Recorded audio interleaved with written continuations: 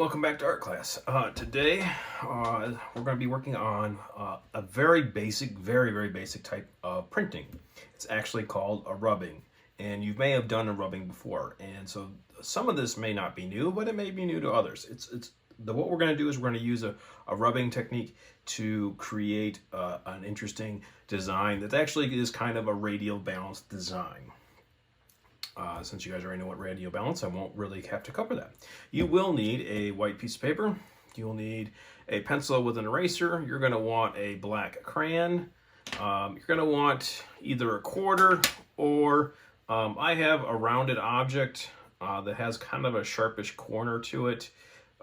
It's going to help with the rubbing part. All right, so let's get started. First thing you need to do is get a piece of paper, and you are going to fold over a corner because we need a square piece of paper. So I'm just going to fold it over, try to line up the edges best you can.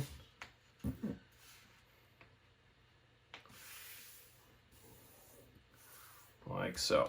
And then you take your pencil and just trace this edge here.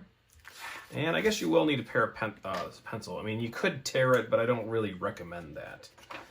That usually ends badly for most people. So you will want to cut that.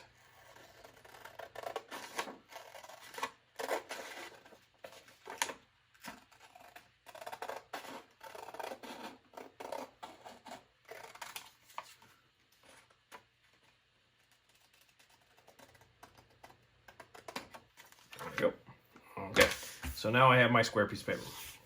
What I'm going to do is fold it in half. Again, trying to line up the edges as best I can. A nice crease in it. Open it up, fold it in half the other way. Again, line it up as best you can.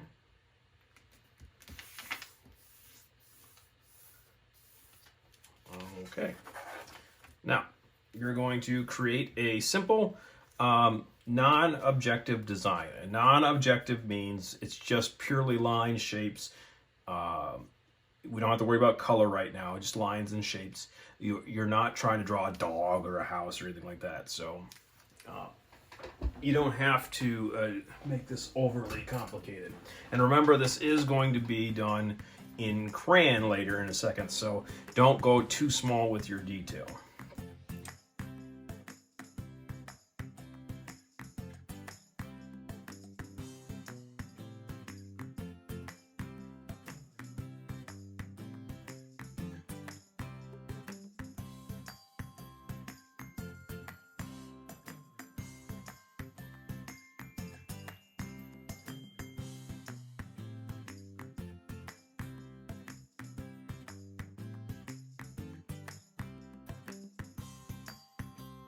Okay, I think that's probably pretty good.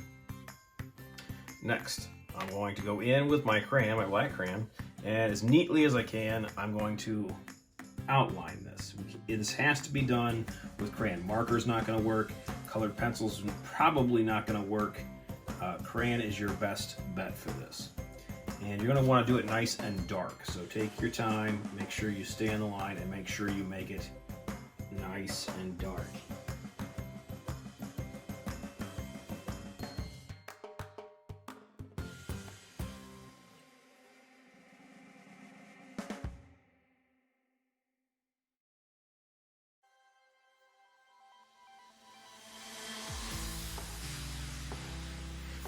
Okay, keep your crayon handy because you're going to want to have that. Now, what we're going to do is you're going to fold this over so the crayon is on the inside. Now, if you look, you probably can't see this very well with my camera, but I can just barely see the design showing through my paper. And if you have really thick paper, you may not be able to see it at all, but because I'm using the thinner computer paper, I can see through it. What I'm going to do is I'm going to take my quarter, or you can take your rounded object. Let's see. I can't think of the name of it. Coaster, that's it. A round coasters probably work that'll have a little bit harder edge. What you're going to do is you're going to just go in and you're going to kind of follow your lines. And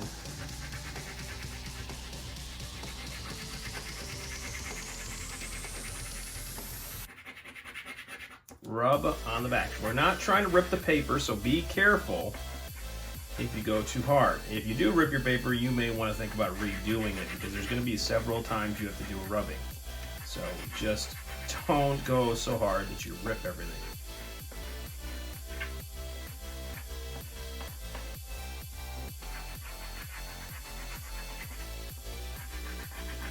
Because I can see the lines, I can kind of follow where to go. Okay. A couple spots here. All right, I'm going to open it up, and now my design has appeared on the other side. What I'm going to do, because it gives me a really good layout, I can just take my crayon and just trace it so it shows up.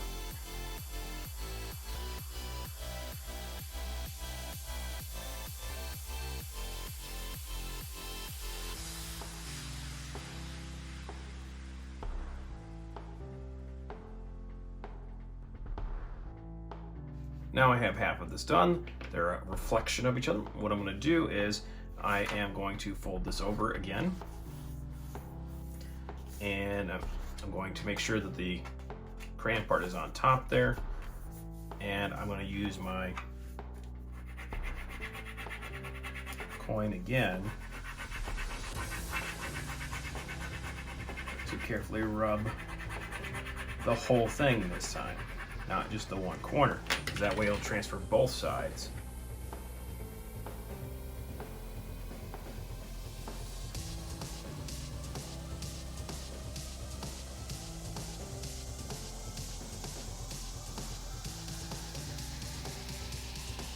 Okay, then I'm going to open it up. I can see that I need to do that little spot again, so there we go. Kind of look around, see if there's any other areas I need to touch up.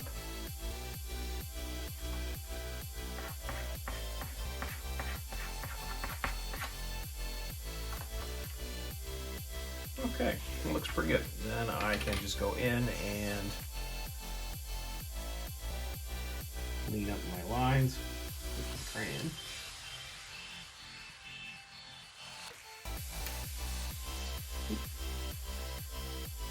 Do not break your crayon in the process like I just did.